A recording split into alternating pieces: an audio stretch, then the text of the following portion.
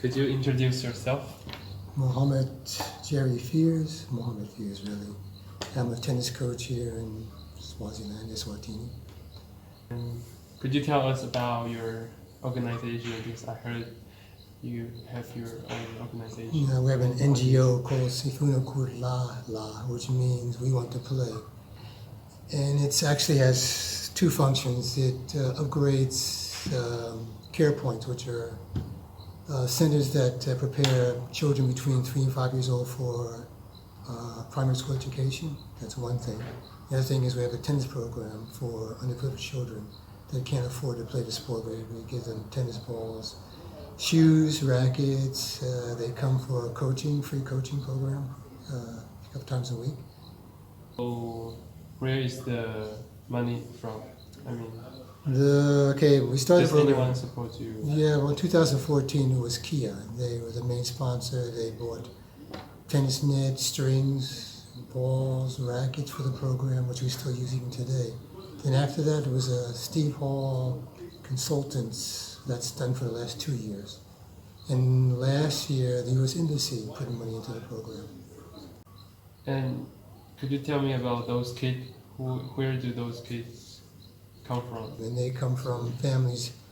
Most of them are affected by the HIV/AIDS virus, where they've lost one parent, some of them both parents, and so obviously it's a big handicap for them. So the tennis program is very good to keep them off the streets, away from alcohol, drugs, and whatnot. What we did the first time, we went to a school and said, okay, we have a tennis program, send over some children for selection, and we make them go through a trial, how fast they can run, eye and hand coordination, whether they can show them something they can, actually do it, like that.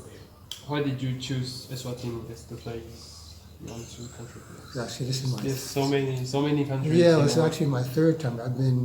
First I was in Zimbabwe, Zambia, then here, Namibia, back here, Maldives, Palestine, Wow.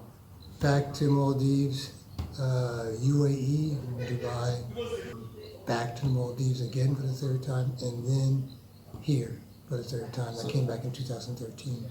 Play any Tournaments, yeah, when I was very young, but I started playing tennis only after I finished high school, so that's kind of late, so I played a few tournaments. So you don't have the chance to become No, professional? if you're really serious, you must start when you're like 9, 10 years old, if you're really serious. So starting at 18 years old, you miss all the junior tennis, you can forget it. Yeah, no chance.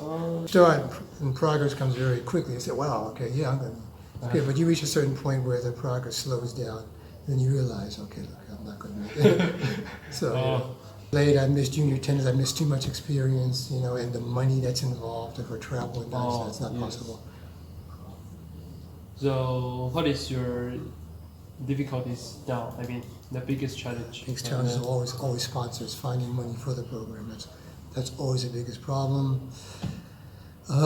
Even tournaments, being able to play tournaments outside of the country, that's very important. But in terms of, because South Africa has a strong tennis program, so the more our players can play there, the better they'll develop. So that's the main thing, getting them more outside exposure, because the local tournaments aren't good enough. So there's not enough players.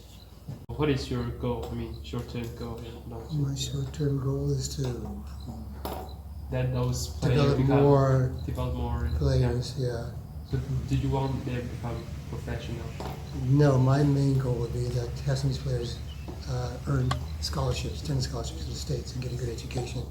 If they can go further than that, that's great. But earning a scholarship where they can, make a better life for themselves, that's what I want. So now you try to, because how old are they? They're 15, so 15. Yeah, that's the best one. He's 15, just turned 15. Yeah. So there's time. Yeah, if they play. So do you have any access to help them to apply for this? Yeah, the U.S. Embassy. Yeah, once they reach that age, you can. Okay. Yeah. What did you want to bring to those kids? You think what is the most important thing? A better life, definitely. A better life. Yeah, a better future. Mm-hmm. getting more support for the program, especially financially. That's the main thing. So I mean, it's been going on now since 2014. It's been successful. I mean, we've done one care point. We're in the process of doing a second care point. I mean, this is very important. If the kids have a solid base before they start primary school, it's extremely important. And then, of course, sports program to keep children off the streets, away from alcohol and drugs. That's very important. So I mean, this is essential. What's being done for these kids, especially in such a country where it's been so affected.